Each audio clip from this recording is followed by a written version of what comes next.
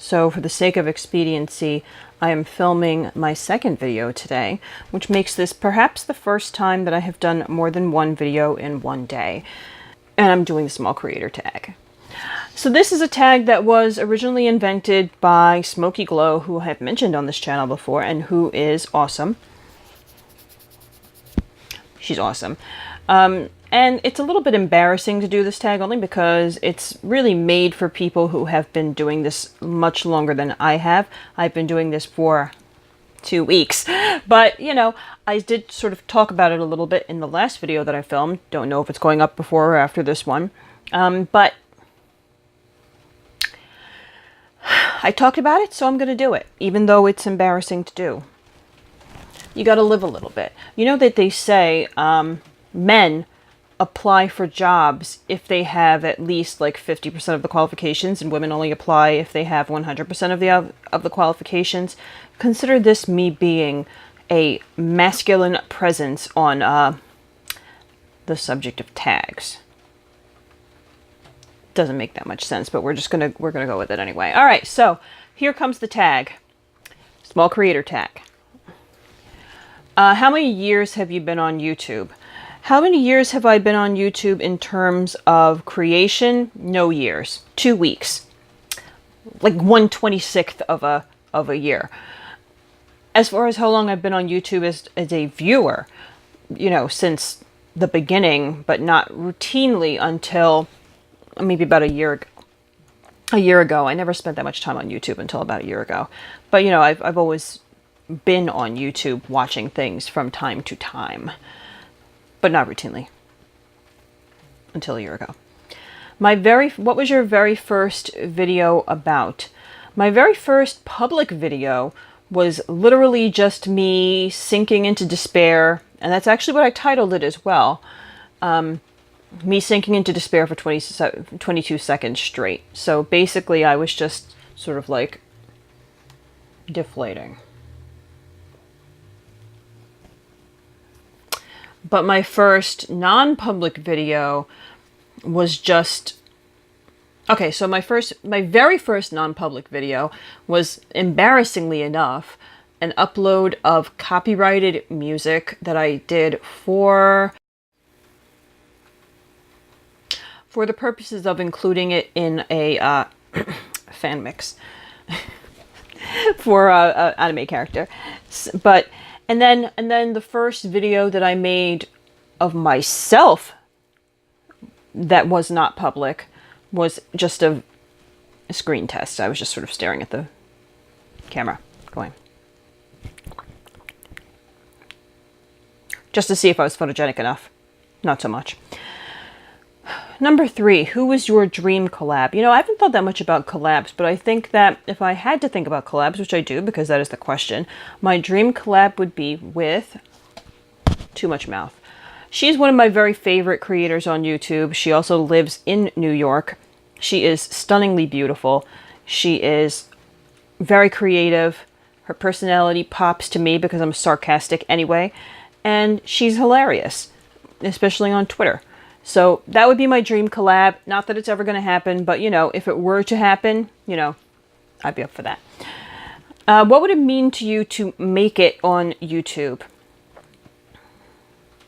I'm not sure. I think emotionally speaking, it would be to feel fulfilled in my creative process on YouTube. So this is something that I talked about a little bit in the last video that I filmed. So actually, I guess I think I'll put it up before this one now that I'm thinking about it, because otherwise the context for this one doesn't make that much sense. But it's like, I don't want to just be doing beauty content that everybody else is doing, not because I have anything against this kind of beauty content. Obviously I don't, otherwise I wouldn't be making it. I wouldn't spend all my time watching it, basically. But it's just like, I want to be thoroughly myself in a, I'm not going to say a more transparent way, but like in a more obvious way. Like, I don't want to necessarily mean that I want to be more transparent as in I want to show everybody what I'm doing with my life and my personal thoughts and things like that. Because I am a little bit like a private person, but I do want it to be obvious that I have the personality that I have, which isn't necessarily going to come through if I'm just sort of trying to be other people, is I guess what I'm trying to say. So that would be what it means to make it on YouTube to me on an emotional level, on a success level, side hustle. You know, I'm not trying to be a professional YouTuber. I'm not trying to make a living doing YouTube. I feel like making a living doing social media would be way too stressful and a little bit like unstable. And I do have a full-time job, which I really enjoy.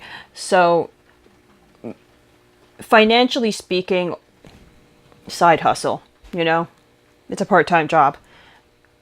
And if I could say that I make part-time job money at doing YouTube, then that would be what it means to make it financially for me. What is my end goal on YouTube? Combine the previous two answers, right? So my end goal here on YouTube would be to come to a place where I could consider financially YouTube to be a side hustle while making content that is emotionally and creatively fulfilling for me as a human being and portrays myself as who I am rather than require me to perform other people. I don't mind performing me, but you know, perform other people, not so good. Number 6, what is the hardest part about YouTube? The time, you know, it takes a lot more time than, I think everybody pretty much said this.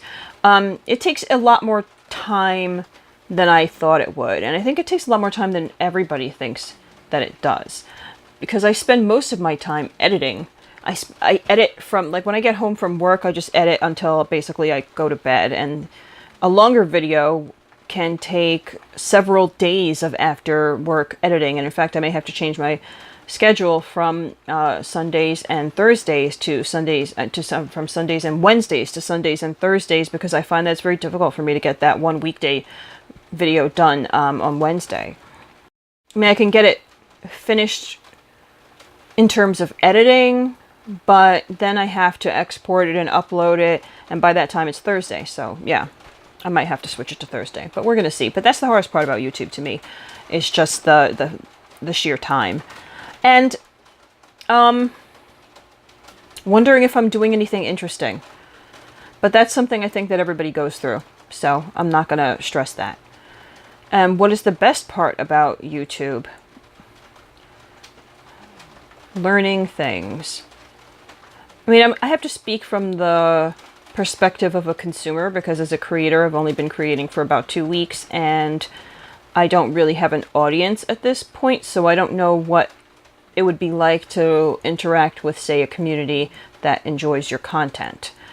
But for me, I have found that YouTube is extremely educational. I learned how to do non-basic, and I know that my looks are fairly basic by YouTube standards, but I mean, like, before YouTube, I was basically the kind of person who would just, like, you know, one color on the lid, some mascara, some lipstick, and that was when I did makeup at all, which was years ago, because I did not do makeup for many years between the last time I did makeup and then last year. So yeah, that's the best part of YouTube to me. I learned all kinds of things. You know, I learned how to play certain video games when I watch LPs. I learned how to do more complicated makeup looks. I learned about true crime cases. You know, all kinds of things. It's an educational place. I mean, you do have to filter through some nonsense, but that's the case anywhere you go. So that's my favorite part about YouTube. What is the funniest comment you've ever gotten? I mean, like, I've gotten like 5 comments. I'm just going to skip the meanest and the funniest comments, because none. I mean, not that, whatever. Okay, yeah, I'm just going to skip those. So what other subject matter could you create a YouTube about? True crime? Big into true crime.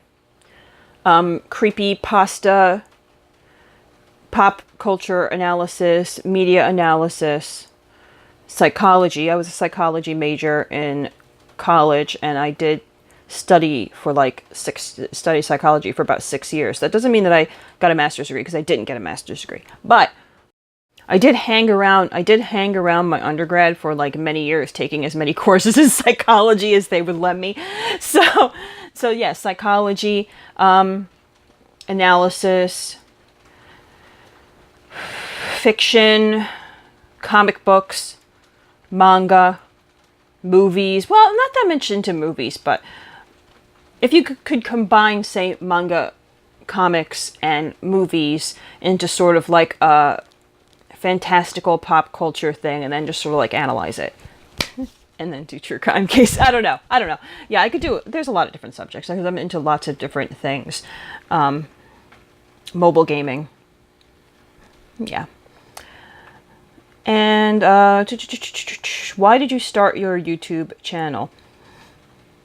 I always wanted to start a YouTube channel, but what I wanted to start it on sort of changed from from era to era, depending on what it is that I was into. Like when I first started watching YouTube, I thought about doing a vlog because that's what was really big at the time. And then later on, I was like, oh, maybe I'll do an LP. I guess it's like whenever I get really into something, I start wondering if I should make a YouTube channel about it or like a podcast about it. Like with true crime, I didn't think about doing a YouTube channel, but I did think about starting a podcast. But I never did it. What made me actually get into doing the beauty channel is I kept seeing people say that there aren't any women who are older who don't have a lot of, and I've said this before, who don't have a lot of work done doing YouTube. And you know, we do have different skin care concerns and different, the makeup lays on our faces in different ways. There are just like different issues going on than there would be with someone who was 20 or who had a lot of fillers. So I guess that's finally what motivated me to go ahead and just do the channel, because as I was really getting into makeup, I was becoming kind of frustrated. I was like, I'm following people's tips and thinking, well, what's wrong? Why are things coming out much differently on me? Why do I look awful? And I would like to, I'm not really like the best person to really like in depth address that because I'm not a makeup artist or an esthetician, but I can come at it from my personal perspective because I have started to adjust tips and experiment a little bit to see, how to make things come out a little bit better on people who don't have super smooth skin or super young skin or a lot of fillers or anything like that. So that's what really got me started. And plus, it was sort of a perfect storm because I'm in a period of my life where I'm starting to become more confident and more apt to moving on things instead of sort of sitting there and worrying about rejection and worrying about coming off poorly and worrying about, what if I fail at things. And I've just sort of come to the point where I'm just like, well, I'm just going to do it and see what happens. And that's kind of the point that you have to come to if you're a person like me, if you're going to do something like this, because previously it was just very frightening to put myself out there and put my face on the internet and risk having, hate comments or risk realizing that nobody actually cares about what I'm putting out there or nobody wants to watch my videos. And now I'm just kind of like, well, whatever. I have a job. I have other things going on in my life.